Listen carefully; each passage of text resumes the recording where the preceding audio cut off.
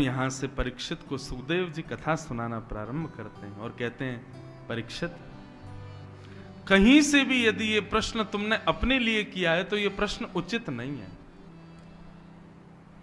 क्योंकि जल्दी मरने वाले की मुक्ति के कई उपाय हो सकते हैं और तुम्हारे पास तो 7 दिन बचे हैं। 7 दिन में मरने का श्राप लगा है, यदि मैं 7वें दिन भी आ जाता तो भी तुमको मुक्त कर देता। क्यों? क्योंकि मुक्ति किसको मिलती है? बोले अंते नारायण स्मृति। अंतिम श्वास लेते समय व्यक्ति यदि नारायण का स्मरण कर ले, भगवान का स्मरण कर ले, तो अंतिम श्वास निकलती ही उसकी मुक्ति हो जाएगी। भले ही उसने जीवन में कितने भी पाप किए हों, सब नष्ट हो जाएंगे अंतिम श्वास में यदि भगवान नाम गा लिया तो। आप कहोगे महाराज जी तो फिर अभी से काय को लगे हम भगवान नाम गाने में, अंतिम श्वास में ही गाएंगे। इसीलिए तो 2 कारण है। एक तो ये नहीं पता कि अंतिम श्वास आएगी कब, इसलिए गाते रहो, हर क्षण गाते रहो। दूसरी बात बहुत सुंदर, बराह पुराण में भगवान निवेदित करते हैं कि जो व्यक्ति जीवन भर मेरा स्मरण करता है और किसी कारण से अंतिम समय वो यदि मेरा स्मरण नहीं कर पाता, तो उसके जीवन भर की स्मृति का यह प्रभाव होता है कि उसके अंतिम श्वास में मैं उसका स्मरण कर लेता हूं, मैं उसको याद कर लेता हूं। तो आप जीवन भर यदि हरे कृष्ण कृष्ण कृष्ण हरे हरे, हरे राम राम राम हरे हरे महामंत्र हो, चाहे ओम नमो भगवते वासुदेवाय 12 मंत्र हो, श्री कृष्ण शरणम मम 8 मंत्र हो, और कोई मंत्र ना भी हो तो राधे कृष्ण राधे कृष्ण राधे कृष्ण राधे कृष्ण राधे कृष्ण राधे कृष्ण, केवल भगवान नाम ही केवल गा लो। ये भी ना हो सके तो सिया राम सीताराम सीताराम सीताराम, ये भी ना हो सके तो राम राम राम राम राम राम। भगवान नाम कुछ भी गाओ, उसका परिणाम ये होगा कि अंत में ठाकुर जी आपको याद कर लेंगे। अच्छा देखो बंधु, आजकल इस पे बड़ा विवाद होता है कि जप क्या करें, कोई मंत्र होना चाहिए। बहुत ध्यान से सुनना, आप जप में मंत्र जपते हो लेकिन मन से किसी अन्य वस्तु का स्मरण करते हो तो आपका भजन शून्य है। लेकिन भले ही मंत्र अशुद्ध हो जाता है लेकिन मन में भावना शुद्ध है कि ठाकुर जी को याद करके कर रहे हो, तो आपके उससे भी ठाकुर जी रीझ जाएंगे। एक कथा सुनाता हूं मैं कभी कभी कथा में। एक किसान था, बड़ा सीधा किसान। उस किसान के खेत पर एक बार एक संत पहुंच गए। प्राचीन काल में बंधुओं पता क्या होता था, संत महात्मा कहीं भी चले जाते थे, किसी के भी घर में घुस जाते थे और उस घर के लोग बड़ी अगवानी करते। संत आ गए तो ऐसे नहीं भाग गए और उनसे कहें कि चलो यहां से निकलो, ना ना ना, संत आए हैं भैया, 100 काम छोड़ो, पहले इनकी सेवा करो। प्राचीन भारत ऐसा था। अब तो संत आ जाएं तो कमरा बंद और कर लेते हैं, कहीं हम दिख नहीं जाए, इनको सेवा करनी पड़ेगी। अब विचित्र है समाज, स्वार्थी हो गए लोग। तो एक संत पहुंच गए उसके खेत पर जाकर के उससे कहा, चलो भाई हमारी भोजन पानी व्यवस्था करो, प्रसाद पवाओ, हम वृंदावन से अयोध्या जा रहे हैं, महात्मा हैं। तो किसान बेचारा सीधा साधा घर गया, दौड़ा दौड़ा अपनी पत्नी से बोला, आज हमारे खेत पर संत आए हैं, जल्दी से सामग्री बना के लाओ बढ़िया। पत्नी हाथ के टिक्कर और थोड़ी बहुत कुछ सब्जी लेकर के आई, संत को पवाया। चरणों में प्रणाम करके किसान ने कहा, महाराज जी आप पधारे हैं, मैं किसानी करता हूं, कोई मंत्र फंतर दे जाओ ना मुझको जो मैं जपता रहा करूं। महात्मा बोले, श्री कृष्ण शरणम मम। बोले इतना कठिन मत दो, आसान सा दे दो। बोले श्री कृष्ण चंद्र, इसको याद कर लो, इतना जप लिया। भगवान का नाम कैसा भी हो, भाव कुभाव अनख आलसहु, नाम जपत मंगल दिश दशहु। भाव से जपो, कुभाव से जपो, उल्टा सीधा जैसे जपो, नाम जपो। कृष्ण चंद्र, इस नाम को जपा करो। अब उसने महाराज कृष्ण चंद्र याद कर लिया। अब तो चलता फिरता उठता बैठता कृष्ण चंद्र कृष्ण चंद्र कृष्ण चंद्र कृष्ण चंद्र कृष्ण चंद्र कृष्ण चंद्र याद करने लगा। नेक देर भी शांत होता तो भूल जाता, फिर उसको याद करना पड़ता, क्या बता के गए थे गुरुजी? बोले कृष्ण चंद्र। बोले अच्छा कृष्ण चंद्र जपता था। एक दिन बेचारा बहुत थक गया, हल जोत रहा था, लेकिन कोई जरूरी था कि वहां खेत में रहना जरूरी है, तो लेकिन वो बहुत थक गया था, तो अपनी पत्नी को बुला, बोले सुनो मैं 10-15 मिनट के लिए लेटने जा रहा हूं, तुम आओ आकर के हल पकड़ो। पत्नी आई, आकर के उसने हल पकड़ा। बोले सुनो हल भी पकड़ो और सुनो मेरा नाम जो मैं जप रहा हूं वो भी तुम जपती रहो, लो कृष्णचंद्र, इसको जपना, और जैसे ही मैं आऊं तो मुझे वापस कर देना। पत्नी बोली ठीक है। अब पत्नी ने कृष्णचंद्र जपा, बेचारी वो भी सीधी, थोड़ी देर में वो भूल गई, उसने खसीटे चंद्र जपना शुरू कर दिया, खसीटे चंद्र खसीटे चंद्र खसीटे चंद्र। अब वो लौट के आया थोड़ी देर बाद, उसने कहा लाओ हल दो और मेरा नाम वापस करो, तो उसने कहा खसीटे चंद्र। उसको ये नहीं लगा कि ये गलत है, उसने कहा यही नाम था, इतना सीधा बेचारा। वो घसीटे चंद्र जपने लगा। भगवान वैकुंठ में बैठे बैठे व्याकुल हो गए, गरुण जी से बोले जल्दी आओ, मुझे एक भक्त से मिलने जाना है। लक्ष्मी जी बोली कहां जा रहे हो? भगवान दिखाए, बोले देखो दोनों पति पत्नी मेरा नाम जप रहे हैं। लक्ष्मी जी ने कान लगा के सुना तो घसीटे चंद्र बोल रहे थे। बोले जे कौन सा नाम है आपका? अरे गलत नाम जप रहा है। ठाकुर जी आप भी बिल्कुल विचित्र हो, मतलब ये भी विचार नहीं करते कि कोई शुद्ध नाम जपे तब जाओ ना, वो गलत नाम जप रहा है आप तब भी जा रहे हो। ठाकुर जी बोले तुमको नहीं पता ये भी मेरा नाम है। बोले क्यों? बोले जब हमने घुटमुन चलना शुरू किया तो तब यशोदा मैया देखती, पूरे वस्त्र सब हमारे रज में हो जाते, तो यशोदा मैया कहती आगो मेरो घसीटो चंद्र, घिसट घिसट के आगो, घिस घिस के आगो, तो ये भी मेरा नाम है। और भगवान ने उस किसान का जाके उद्धार कर दिया। तो मंत्र हो नाम हो इनके चक्करों में ज्यादा पड़ो नहीं भैया, नाम भगवान के इतने हैं, आसान है, कोई भी नाम का आश्रय लो और जपना शुरू कर दो। उसका परिणाम ये होगा बंधुओं, अंतिम स्थिति जब आएगी तब निश्चित है कि आप नाम नहीं बोल पाओगे, क्योंकि शास्त्र आज्ञा करते हैं कंठे गुरगुरायते। अंतिम समय जब आता है तब कंठ से गुरगुर आवाज आती है, नाम नहीं जपता व्यक्ति। इसलिए बहुत कोई बिरला ही होता है जो अंतिम समय में भगवान का नाम जप ले। इसलिए भैया अभी जितना हो सके जप लो, उसका परिणाम यह होगा कि अंतिम समय में भले ही चाहे कैसे भी हमारी मृत्यु हो रही हो, मृत्यु कैसे होगी पता तो है नहीं, कैसे होगी उस समय पर हम भगवान को याद नहीं कर पाए, ठाकुर जी हमको याद कर ले, ठाकुर जी हमारा स्मरण कर ले। तो अंते नारायण स्मृति, या फिर कहो अंते भक्त स्मृति, या तो भगवान उसको याद कर लें, और भगवान तभी याद करेंगे जब जीवन भर वो भगवान को याद करें, उनका स्मरण करें। परीक्षित तुमने प्रश्न किया है, परंतु मैं तुमसे कहना चाहता हूं तुम मुक्ति मत मांगो, भक्ति मांगो। और जल्दी मरने वाले की मुक्ति का उपाय यही है कि वो जीवन भर भक्ति करे, भक्ति के प्रभाव से ही उसका अंत सफल होगा। तब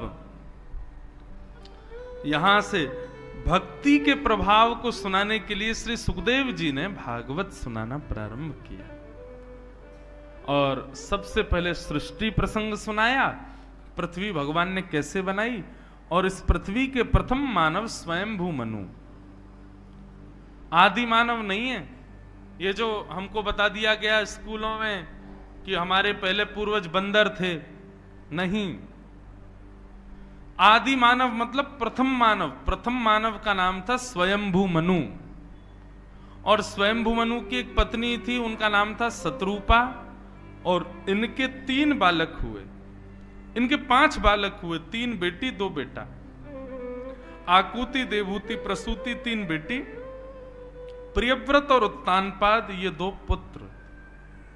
अब इनमें से देवहूति का प्रसंग हम सुने, कपिल देवहूति संवाद, और उसके बाद प्रथम सत्र को आज विश्राम देंगे, फिर 3-3:30 बजे से द्वितीय सत्र प्रारंभ होगा। नंद घरानंद भयो जय कन्हैया लाल की, आज तो मंगल उत्सव शाम को ठाकुर जी का होगा। तो अब कपिल देवहूति संवाद हम आप सब लोग थोड़ी देर बैठ के बड़े प्रेम से सुनेंगे, बहुत ध्यान से एकाग्रचित्त होकर के बंधुओं सुनिएगा, बहुत सुंदर प्रसंग है। तो एक ऋषि हुए, उनका नाम था कर्दम। कर्दम ऋषि ने भगवान की तपस्या की और तपस्या करके भगवान को प्रकट किया। भगवान प्रकट हुए, 1000 वर्ष तक तपस्या की इन्होंने, और 1000 वर्ष की तपस्या से भगवान प्रकट हुए। भगवान ने पूछा मांगो क्या चाहिए। तब कर्दम ऋषि ने बहुत सुंदर वरदान मांगा, ऐसा वरदान मांगा कि भगवान के नेत्रों से आंसू आ गए। बंधुओं, ठाकुर जी की एक जैसी सेवा रोज मत किया करो, हमारी बात मानिएगा। जैसे आप रोज दाल चावल नहीं बनाते घर में, रोज बनाने लग जाओ तो बच्चे बाहर खाना शुरू कर देंगे। मम्मी पे कुछ आता ही नहीं, दाल चावल बना देती रोज। लेकिन मैया कभी कढ़ी बनावे, कभी दाल बनावे, कभी बैगन की सब्जी बनावे, कभी जो है क्या बनावे, कोफ्ते बनावे, वैरायटी लावे, तो बच्चों का मन होता है कि हम घर ही खावें। लेकिन घूम फिर के माता जी एक ही चीज बनावेंगी तो बच्चे फिर यही सोचेंगे भारी खा लो, इससे बढ़िया मम्मी पे कुछ आता ही नहीं, वेरिएशन ही नहीं है। ऐसे ही बंधुओं, भक्ति भी एक जैसी रोज करोगे तो ठाकुर जी सोचेंगे ये भक्त हमारा एक ही इस पर नियम है। सुबह आता है, पानी से नहला देता है, चंदन लगा देता है, कपड़ा पहना के भोग लगा के चला जाता है, आरती दिखा देता है, बस। कुछ नवीनता तो है ही नहीं इसकी भक्ति में। हर दिन कुछ नवीन करो। ठाकुर जी भी व्याकुल रहे, आज क्या करने वाला है, कुछ तो नया करेगा। अपने ठाकुर जी के संग नित्य नित्य नवीन भाव से उनकी सेवा करो, ठाकुर जी भी आनंदित हो। वाह महाराज, जब इस प्रकार से सेवा करोगे निश्चित मानना द्वारिका में ठाकुर जी नहीं, जगन्नाथपुरी में ठाकुर, आपके घर में ही बैठेंगे ठाकुर जी। रोज कुछ नया करता है। मंदिरों में रोज उत्सव होता है, कुछ नवीन सेवा होती है ठाकुर जी की। इसलिए मंदिर में जो मूर्ति विराजमान होती है वो इतनी तेजोमय होती है, लगता है नहीं प्रत्यक्ष ठाकुर जी। क्यों? क्योंकि नित्य नवीन सेवा होती है ठाकुर जी की, ठाकुर जी उससे प्रसन्न रहते हैं। एक सही सब रोज कर रहोगे तो फिर कहां आनंद। अब वरदान में अधिकतर लोग क्या मांगते हैं? सुख संपत्ति घर आवे, कष्ट मिटे तन का, ओम जय जगदीश हरे। आरती की बुराई नहीं कर रहा हूं मैं, पर सुख संपत्ति किस रूप में चाहते हो आप? हे नाथ, आपके कथा सुनने जो सुख मिलता है वो सुख आवे। सुख संपत्ति मतलब आपके नाम रूपी संपत्ति हमारे जीवन में आवे। हमारे वृंदावन के एक संत बड़े विलक्षण, उनसे कोई जाके बोलता बाबा मेरो कल्याण कैसे होएगा? बाबा कहते खाते में कितने रुपया तेरे? बाबा 5 लाख रुपया है। डंडा लेके भागते, 5 लाख में कल्याण कराएगा अपनो, और कमाई कर। एक बार एक व्यक्ति पहुंच गया, उसके 50 लाख रुपए थे अकाउंट में। बाबा मेरो कल्याण कैसे होएगा? बोले तेरे खाते में कितने रुपया? बोले 50 लाख रुपया। बाबा उसके पीछे भी डंडा लेके भागे। लोगों ने चरण पकड़ लिए, बोले बाबा आप ये बताओ, ये लाखंते ही कल्याण होगा? मतलब करोड़ लाने पड़ेंगे अकाउंट में तब होगा कल्याण? बोले अरे मूर्ख, मेरी बात समझ, सांसारिक धन अकाउंट में कितना है इससे कल्याण नहीं होगा, नाम रूपी धन कितना है जीवन में उससे कल्याण होगा। तू अगर आके मुझसे यूं कहतो बाबा 1008 नाम ठाकुर जी के रोज जपता हूं तब मैं कल्याण को मार्ग बताऊं ना, तू तो धन को समझ रहा अकाउंट में वो भरेगो तब कल्याण होगा। अकाउंट में धन कितनो भर रहो बातें कल्याण ना, जीवन में नाम कितनो भर रहो बातें कल्याण होगो तेरो। ऐसे अद्भुत बाबा हमारे वृंदावन में। तो सुख मतलब कथा सुनने से जो सुख मिलता है, ऐसा सुख घर आवे नाथ। संपत्ति यानी कि आपका नाम में खूब जपूं, आपका नाम खूब स्मरण हो, ऐसी संपत्ति। सुख संपत्ति घर आवे। और कष्ट मिटे तन का। कौन सा कष्ट? बोले हम वृंदावन नहीं जा पाते, हम आपकी कथा नहीं सुन पाते, आपकी सेवा नहीं कर पाते, उस समय जो कष्ट वेदना होती है नाथ वो दूर हो, हम वृंदावन जाएं, आपकी कथा सुने, संतों की सेवा करें, ऐसा कष्ट दूर हो। ये है असली परिभाषा, ना कि सुख संपत्ति में तुम्हारे घर में सोना चांदी भर जाए, गाड़ी घर आ जाए, घर बन जाए बड़े बड़े और व्यापार चल जाए। ये नहीं, ये सब बंधुओं कर्म के फल हैं। आप कर्म बहुत बढ़िया करो, आप सब कमा लोगे। ठाकुर जी को उसमें क्यों भजते हो?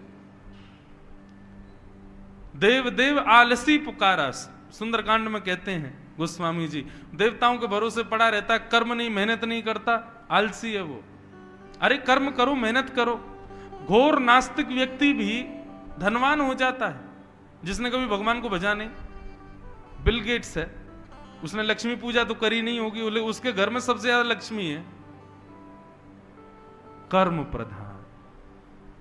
पर हां, नारायण नहीं होंगे घर में, लक्ष्मी जरूर होगी। नारायण तो सुदामा के घर में ही होते हैं।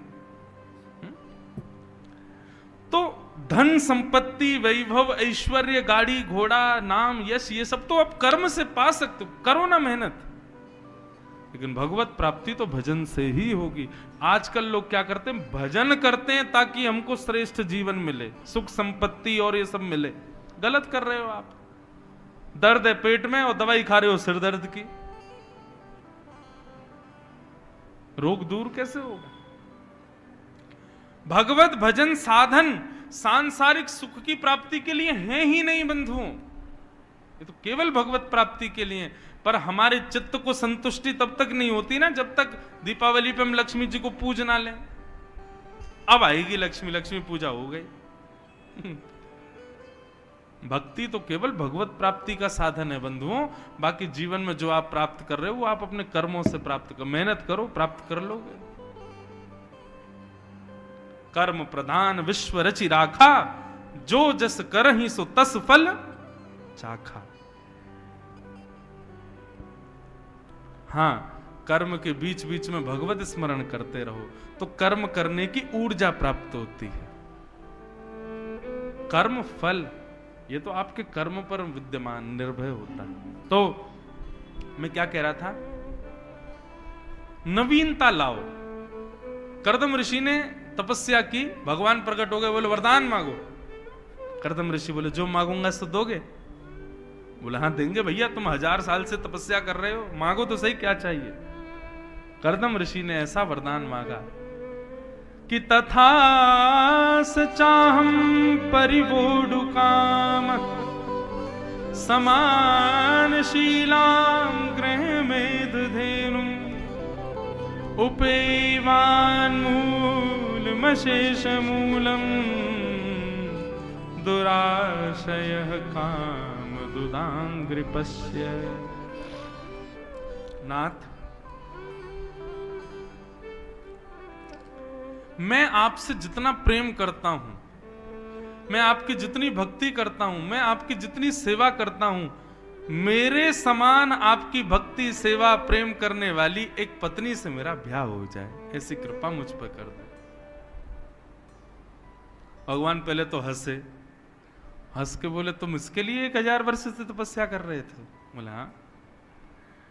बोले मेरे गृहस्थ आश्रम में मेरी जीवन संगिनी, वो सुंदर हो, सुशील हो, धनवान हो, गुणवान हो, बहुत दहेज लेके आए, ये सब नहीं मांगा।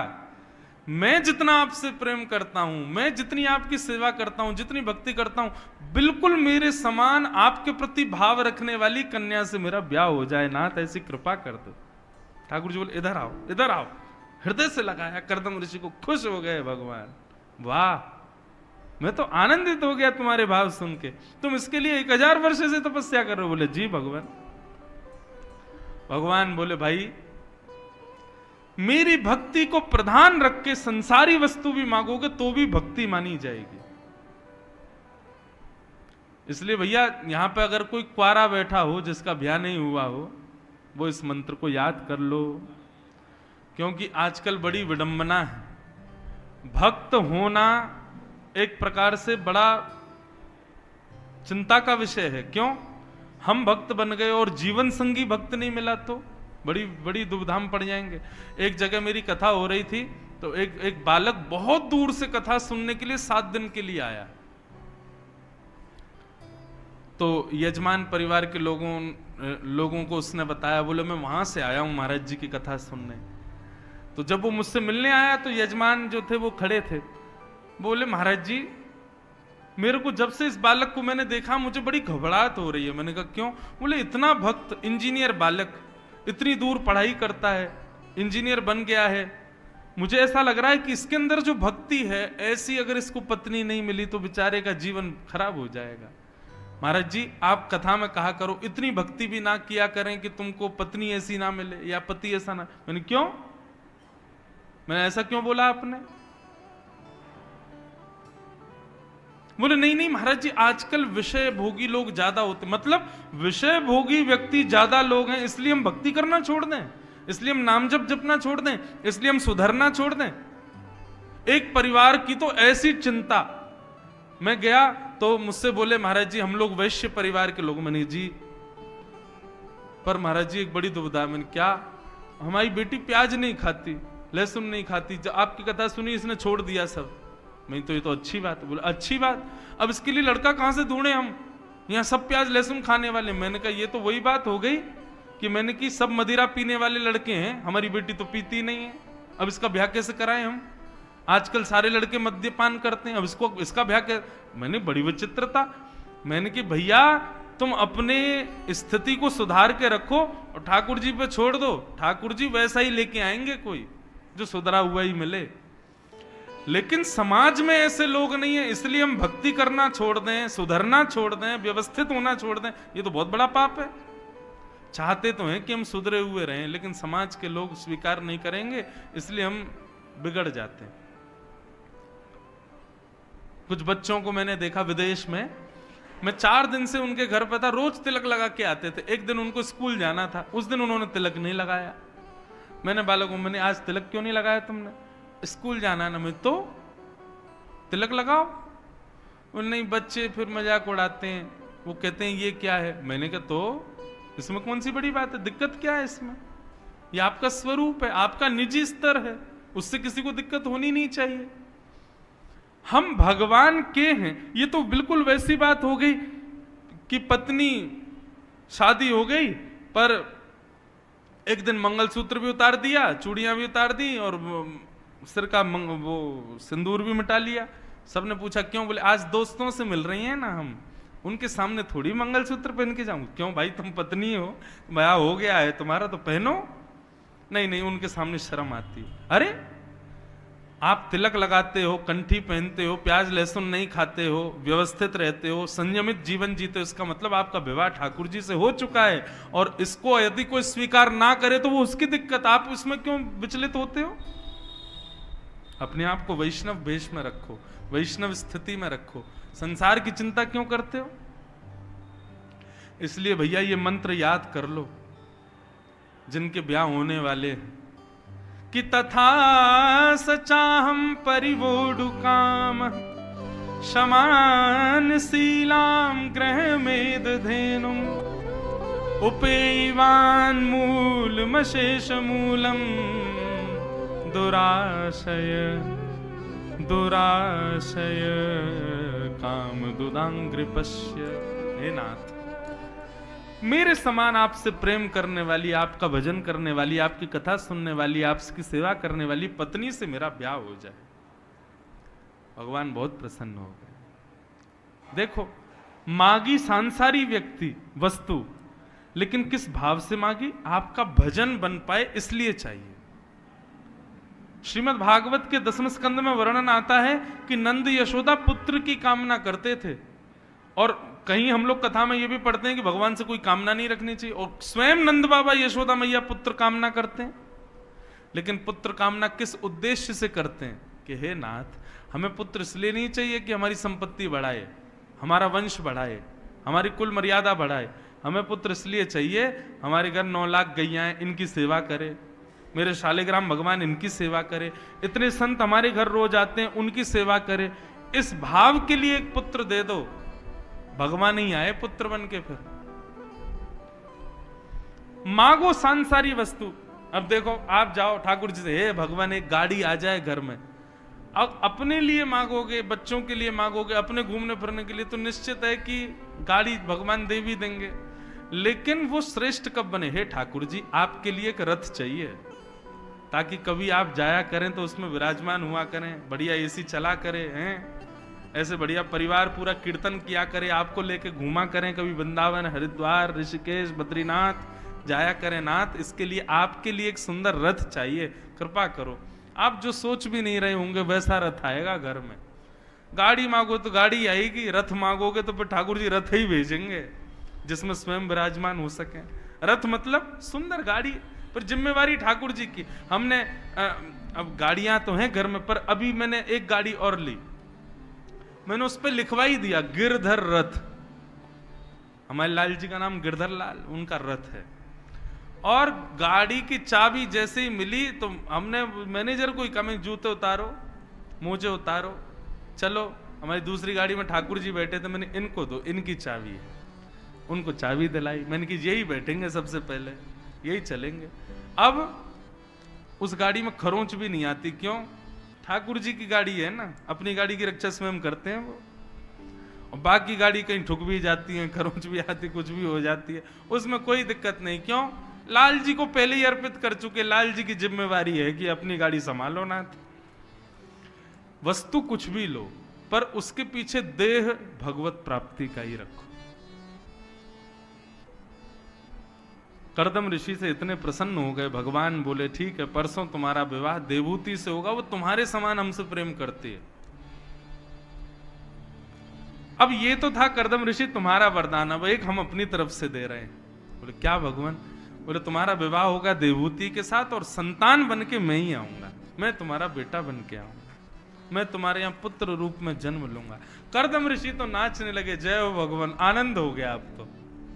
बोले दोनों भक्त मिल जाओगे, दोनों प्रेम से अपना गृहस्थाश्रम जियोगे, भजन भी करोगे, तो फिर जन्म कोई और बालक साधारण नहीं लेगा, मैं ही तुम्हारे यहां पुत्र बन करके आऊंगा।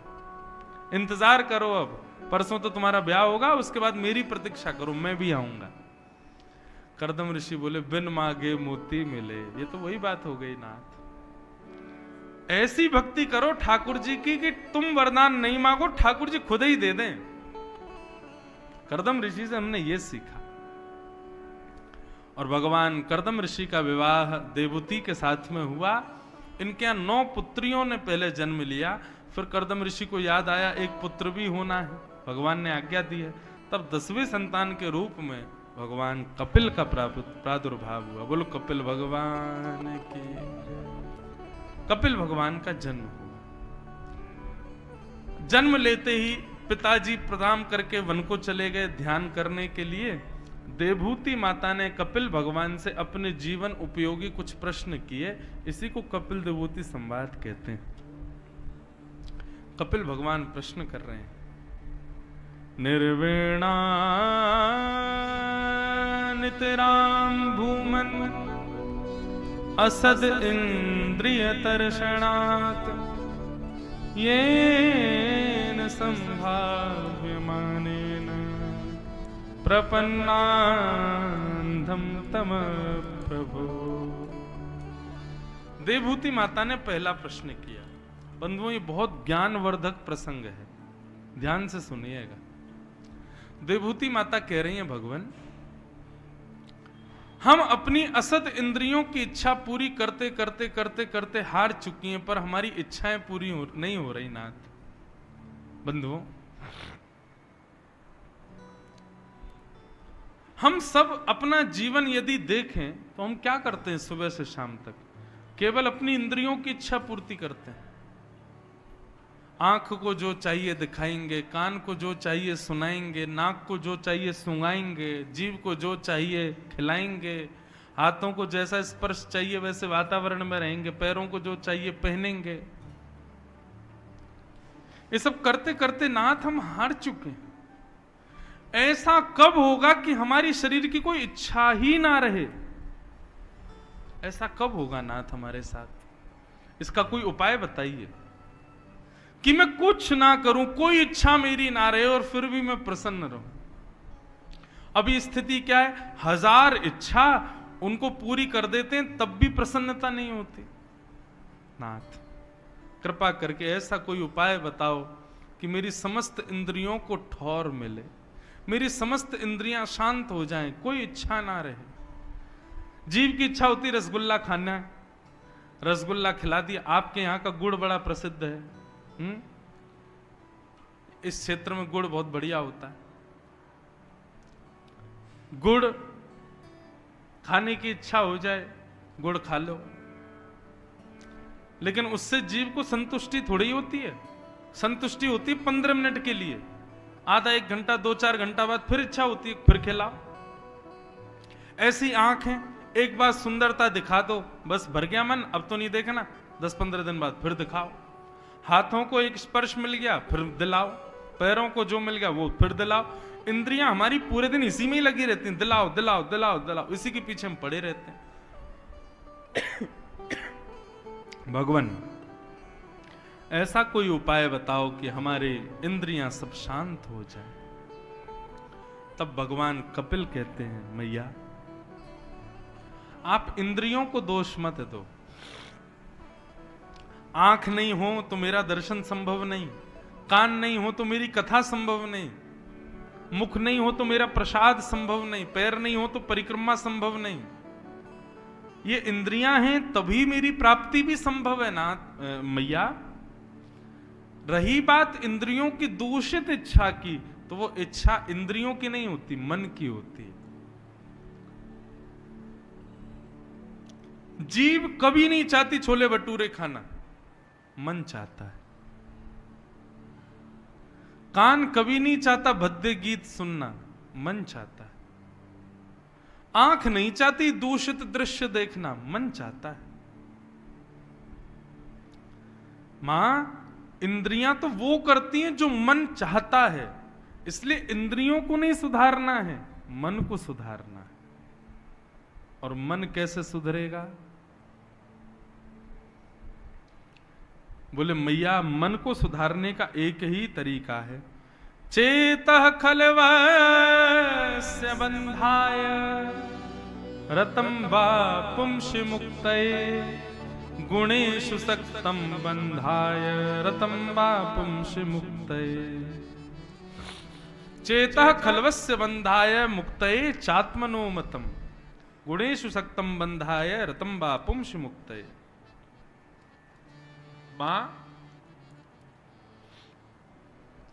मन को जैसा वातावरण मिलता है मन वैसा हो जाता है। इसलिए मैया अब प्रयास करो, सत्संग रूपी वातावरण में रहना प्रारंभ करो, आपका मन एकाग्र होगा। और इसका प्रैक्टिकल प्रत्यक्ष आप अभी देख लो। 9:30 बजे से आप लोग बैठे हो, इंद्रियां इतनी देर बिना कथा के शांत बैठ सकती हैं ना? अरे पिक्चर भी देखने जाओगे 2.5 घंटे की, तब भी मन होगा कुछ खाते रहे, मुंह चलता रहे, चटर चटर बोलते रहे, कुछ ना कुछ होता रहे। लेकिन यहां आपके कान भी शांत हैं, आपके नेत्र भी ठौर पे हैं, आपकी नासिका, जीभ, हाथ, पैर सब एकाग्र बैठे हैं। बिल्कुल ऐसा लग रहा है मतलब मानो जैसे किसी ने पावर स्विच बंद कर दिया हो शरीर का, एक चित्त होकर के सब लोग बैठे और बड़े प्रसन्न हो। और अभी 3-3:30 बजे फिर आ जाओगे, फिर 4 घंटे बैठे रहोगे। सत्संग का माहौल ऐसा कि हमारी इंद्रियां अपने आप शांत हो रही हैं।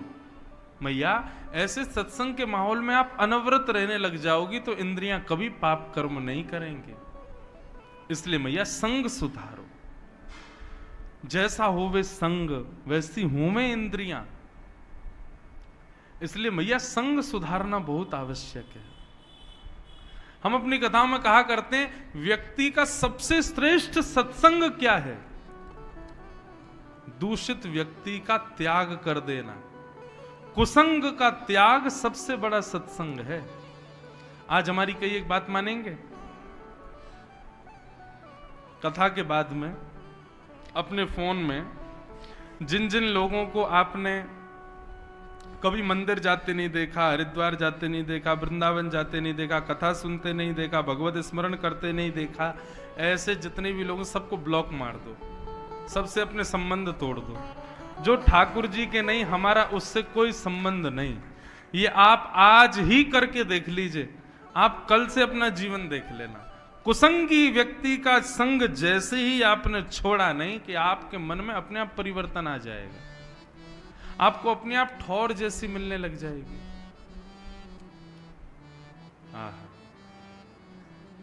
मुरली वाले से जिसका संबंध है, मुरली वाले से जिसका संबंध है, श्याम प्यारे से जिसका संबंध है, श्याम प्यारे से जिसका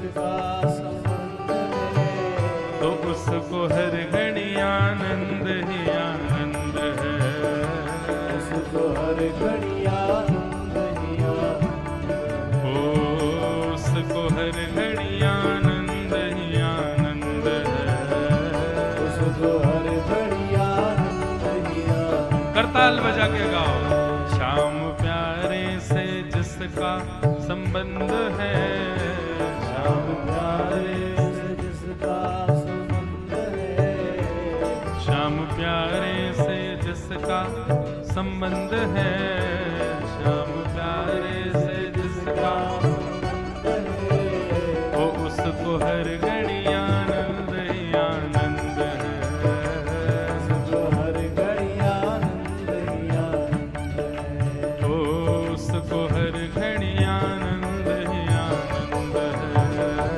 उसको हर घड़ी आनंद ही आनंद है। वो झूठी ममता से करके किनारा, छोटी ममता से करके किनारा, झूठी ममता से करके किनारा, छोटी ममता से करके किनारा, बोले के सच्चे प्रभु का सहारा, बोल के सच्चे प्रभु का सहारा, बोल के सच्चे प्रभु का सहारा। सच्चे प्रभु का सहारा, जो उसी की रजा में रजामंद है, जो उसी की रजा में रजामंद है, जो उसी की रजा में रजामंद है, जो उसी की रजा में रजामंद है, वो उसको हर घड़ी आनंद ही आनंद है। उसको हर घड़ी आनंद ही आनंद है। हाँ, उसको हर घड़ी आनंद ही आनंद है। उसको हर घड़ी आनंद ही आनंद है। ओ श्याम प्यारे से जिसका संबंध है, राम प्यारे से जिसका संबंध है, राधा रमण से जिसका संबंध है, राधा रमण से जिसका संबंध है, उसको हर घड़ी आनंद ही आनंद उसका हर घड़ी आनंद ही आनंद है। हाँ, उसको हर घड़ी आनंद ही आनंद है। उसको हर घड़ी आनंद ही आनंद राधा रमण लाल की।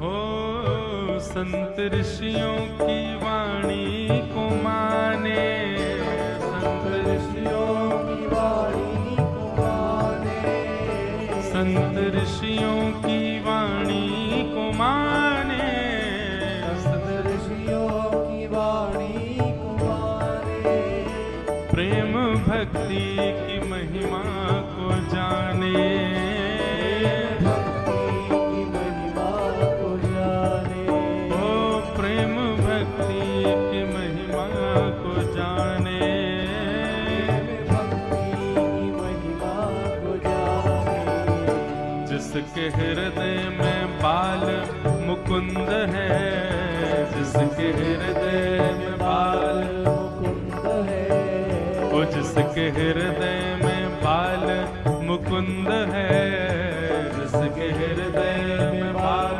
मुकुंद है, उसी को उसको हर घड़ी आनंद ही आनंद है, उसको हर घड़ी आनंद ही आनंद है। ओ उसको हर घड़ी आनंद ही आनंद है। उसको हर घड़ी आनंद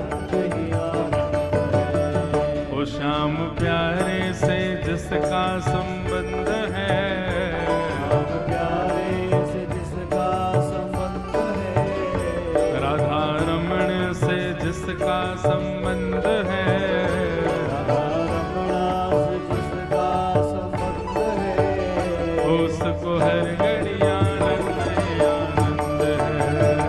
उसको हर घड़ी आनंद ही आनंद, उसको हर घड़ी आनंद ही आनंद है। उसको हर घड़ी आनंद ही आनंद है। हाँ, उसको हर घड़ी आनंद ही आनंद है। उसको हर घड़ी आनंद ही आनंद है। कुसंग का त्याग करो बंधुओं। और सबसे बड़ा कुसंग त्याग तो सोशल मीडिया से ही शुरू करो।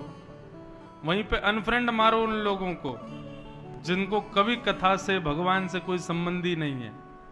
अरे ये झूठी ममता करके क्या फायदा, झूठा प्रेम दिखा के कि नहीं तुम तो हमारे प्रेमी हो। अरे किस लिए प्रेम कर रहे हो? वो सुंदर है, वो धनवान है, वो बहुत प्रतिष्ठित है, हमारा काम बनवाएगा। ऐसे से क्या काम रखना जो ठाकुर जी का नहीं।